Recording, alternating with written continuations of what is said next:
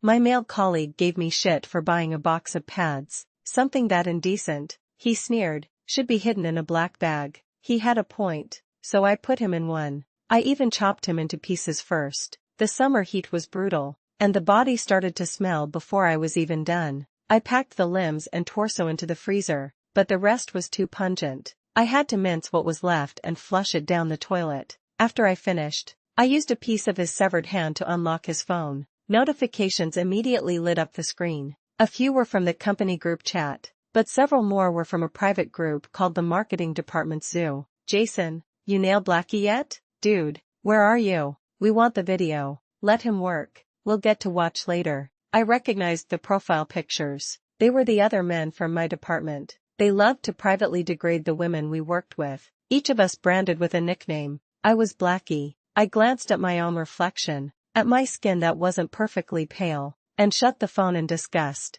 Tonight was the department dinner. These were the same guys who kept pushing drinks on me all evening, but Jason, who usually drank everyone under the table, was playing the gentleman, offering me his own glass. Chloe, you've had enough. Here, have my soda. His sudden change in behavior was a massive red flag. I pretended to drink it, letting the liquid dribble down my sleeve instead. Sure enough, as soon as dinner ended, he stuck to me like glue, insisting on walking me home. I made up an excuse to duck into a convenience store, grabbing a box of pads from the shelf. His face instantly soured. He hissed at me while I stood at the counter. You're just going to carry those out in the open? Something that indecent should be hidden in a black bag. I thought he was right. So, I bought a roll of black trash bags. Then I took him home, chopped him up, and bagged him. After a long shower to wash away the grime and my anger, I connected his phone to my laptop. The group chat history had been wiped clean, but several encrypted files remained.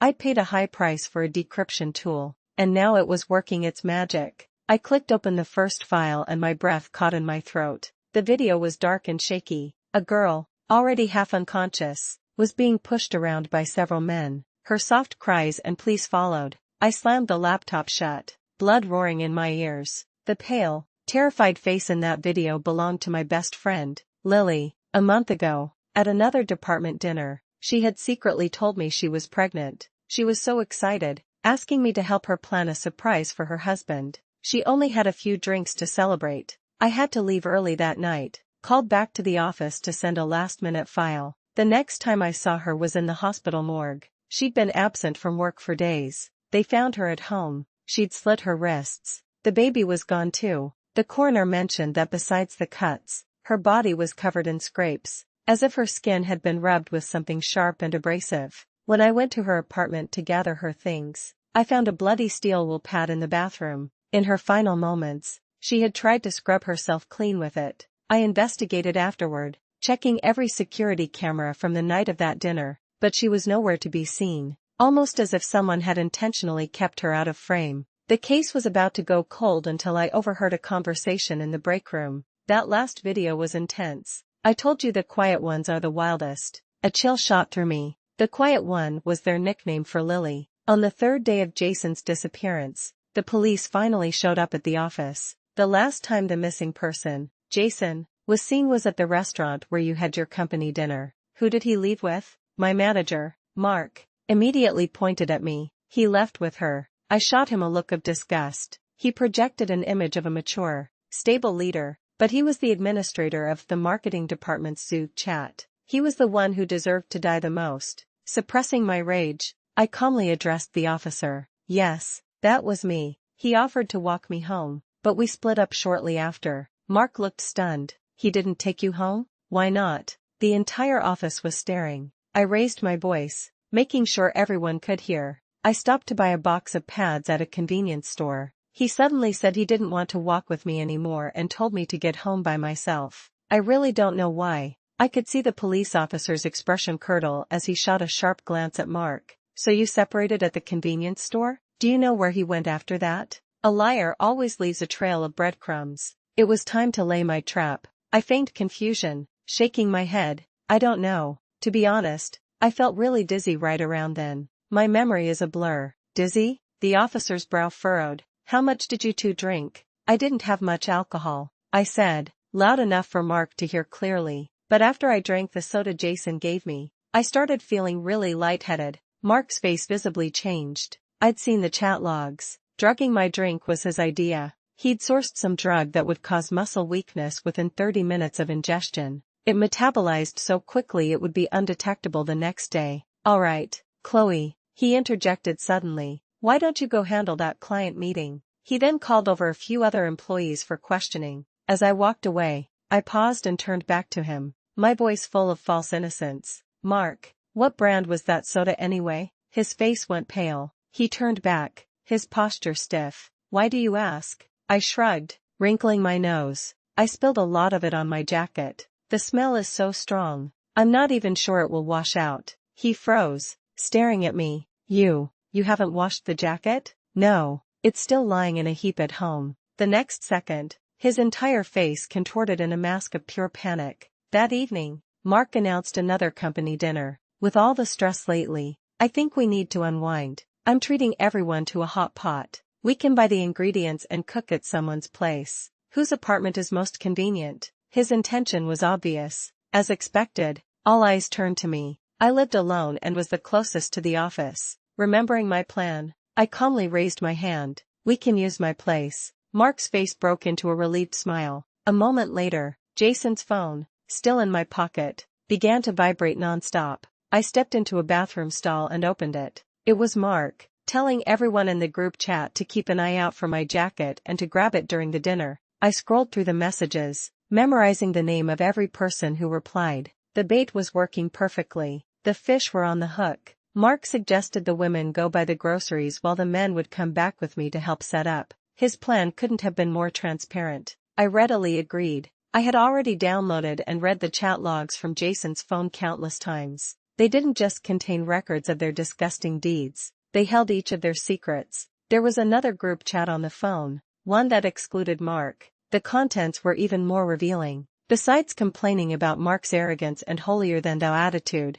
Jason had also shared photos and chat logs with a woman. I'd seen her once. It was Mark's wife. There's not a clean bone in her body, Jason had written. He wasn't wrong. I led the men into my apartment. Sorry about the mess, I said with a smile. We can just move the dining table into the living room. They nodded but made no move to help. Instead, they all shuffled toward the balcony. We're just gonna have a smoke. Chloe, you get started. I ignored them, walking silently to my office door and locking it from the outside. When I came back, I was met with loud laughter. Mark was holding my jacket, the one I'd hung on the balcony, dangling it between his fingers as he exhaled a cloud of smoke. A wave of nausea hit me. I strode over and snatched the jacket from his hand. Hey now, Chloe, he chuckled, the others joining in. Aren't you hot, wearing a jacket that thick in the middle of summer? I was about to lose my temper but forced myself to take a deep breath. I turned, forcing a shy smile. It is a bit warm, but this is the one your wife recommended to me. It was that one time. I think she was heading out with Jason to run some errands. They were in a hurry, so we didn't get to look for long. His face froze. I quickly covered my mouth. Oh, was I not supposed to say that? I'm so sorry, Mark. I hope you don't mind. Mark was silent, his face turning a sickly shade of green. The other men avoided my gaze, quickly stubbing out their cigarettes and ushering him back inside. A moment later, I slipped into my bedroom and pulled out Jason's phone. A new message from Mark popped up. When the hell did you go out with my wife? You better be dead, because if you ever come back, I swear I'll. I scrolled through the photos, debating whether to send them, when he suddenly pushed the door open. Hey Chloe, I was just joking earlier. You're not mad, are you? I quickly shoved the phone into my pocket and shook my head. Of course not, Mark. I was more worried I'd made you angry. His expression faltered. He closed the door and leaned against it. What you said earlier, about my wife, can you tell me more? He was taking the bait. These men were the biggest hypocrites. They could do whatever they wanted on the outside but couldn't stomach the thought of being betrayed themselves. I feigned shock. You didn't know? I heard Leo, the team lead, talking about it. I just assumed you knew. Leo was one of the men in their little circle, and the one who had just been trying to calm Mark down. Just the other day in the break room, I heard him and Jason talking about your wife. Mark's face was a mask of fury. What did they say? He asked, his voice low and menacing. I didn't hear everything, I said, shaking my head. but they were definitely complimenting her. Something about her voice being nice and loud. He knew exactly what that meant. I stayed in the bedroom and pulled up the feed from the hidden camera in the living room. Mark, looking completely unhinged, had Leo by the collar. The others were trying to pull them apart. They stumbled onto the balcony, and their voices became harder to hear. "You knew about Jason and my wife? And you didn't tell me? Do you even want to keep your job?" Hearing that, Leo's temper flared. He shoved Mark away. "Keep my job? You act like you own the place. We're all just employees here, so stop the fucking act." To be fair, Mark had always been a tyrant. He'd once refused to approve Leo's leave request when his father was critically ill, and the resentment had been simmering ever since. "You can't even control your own family, and you blame me for it?" Leo snarled. Mark, probably not expecting such a direct confrontation, turned beet red and threw a punch. Their fight was so intense they didn't even hear the doorbell. I walked to the front door, counting down in my head. The moment Mark shouted his next threat, I swung the door open. "And when Jason gets back, I'm going to kill you both." All the female employees, groceries in hand, stood frozen in the doorway, staring at the scene. Leo, with a fresh cut on his face, sneered, grabbed his coat, and stormed out, slamming the door behind him. The others, still intimidated by Mark's position, tried to de-escalate. Mark waved them off. "It's nothing, just a squabble. You women can go start on dinner. Stay out of men's business." The women's faces soured, but they headed to the kitchen in a tense silence. I took all the meat out of the fridge and started slicing it. What didn't fit on the plates, I brushed with oil and threw in the air fryer. I ended up with 2 huge platters. Mark sat next to me the entire meal, relentlessly grilling me about the jacket. I was getting tired of it. Then, remembering Leo's furious exit, I had an idea. "Oh, Leo already took the jacket." Mark froze. "When he came back?" "On his way out, he asked about it, said he knew a brand of detergent that could get the stain out. I just packed it up and left it by the door for him." Mark glanced toward the entryway. The spot where the jacket had been was now empty. He didn't say another word for the rest of the meal. Before, he might have trusted Leo to have his back, to help him hide the evidence, but after their fight,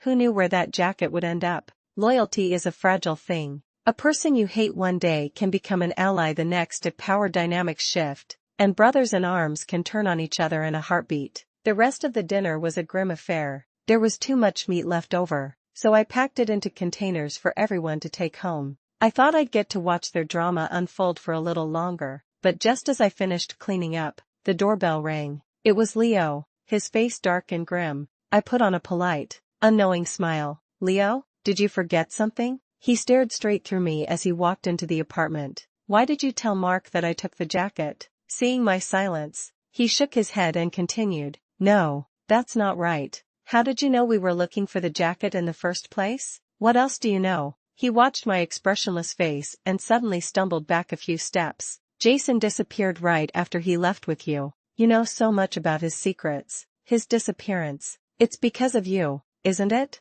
I was slightly surprised. I hadn't expected one of them to be this sharp. Realization dawned on Leo's face. He fumbled for his phone, his hands shaking. "It's you. It has to be you. You're not getting away with this. I'm calling the police." I watched him type in his passcode, memorizing it, then lifted the vacuum cleaner I'd been holding. I brought it down hard on his head. He cried out, blood matting his hair, but he was still conscious. He scrambled for the door. I grabbed the heavy steel vase from the entryway table and swung again. After 3 or 4 dull thuds, Leo collapsed. The second time is always easier. I worked quickly. The security cameras outside only covered the main street past the alley, and I wasn't sure which way Leo had come from, so I changed into his clothes, bundled up the body parts, and took a taxi to a remote area outside the city. During the ride, I repeatedly played a voice memo of Mark that he'd once sent me. Even if the police traced the taxi, the driver would only remember the sound of Mark's voice. After I was done, I used the passcode I'd memorized to unlock Leo's phone. Aside from the same kind of vile chat logs, there were other secrets. A stream of messages cursing Mark, and the chat records of him encouraging and planning Jason's affair with Mark's wife. I copied everything, wiped my fingerprints from the phone, and placed it back near the front door. It would be a shame to keep all this great material to myself. Tomorrow was the team presentation. This would be the perfect appetizer for those scumbags. The next day, I went to work as usual. Mark was herding everyone into the conference room, muttering loudly about how certain team leads couldn't even show up on time for a presentation. Now what are you going to do for your slideshow? The rest of the team looked panicked. I held up the phone. Leo left his phone at my place last night. We could just use it to pull up the presentation, right? The team members breathed a collective sigh of relief. Yeah, let's do that. It's an emergency, after all. The meeting included senior management, and none of them wanted to take the fall. They decided to connect the phone to the main projector. It was exactly what I wanted. I had already removed the passcode last night. With a single swipe, the screen lit up, displaying the phone's home screen and all its recent chat notifications. Everyone stared. The words "the marketing department zoo" were clearly visible. Next to it was another group named the No Mark Zone. The entire conference room fell silent. Mark stood frozen, his face turning a shade of sickly gray, too shocked to even react. I feigned panic, quickly closing the home screen and navigating to the file manager. But then, a video thumbnail popped up. The image was bright, and a woman's voice could be heard. It was unmistakably Mark's wife. A ripple of gossip went through the room. Mark's face was now turning purple. "Turn that off. What is that?" "I'm so sorry," I cried, pretending to fumble. I clicked on what I claimed was the presentation file, but accidentally opened a chat log instead.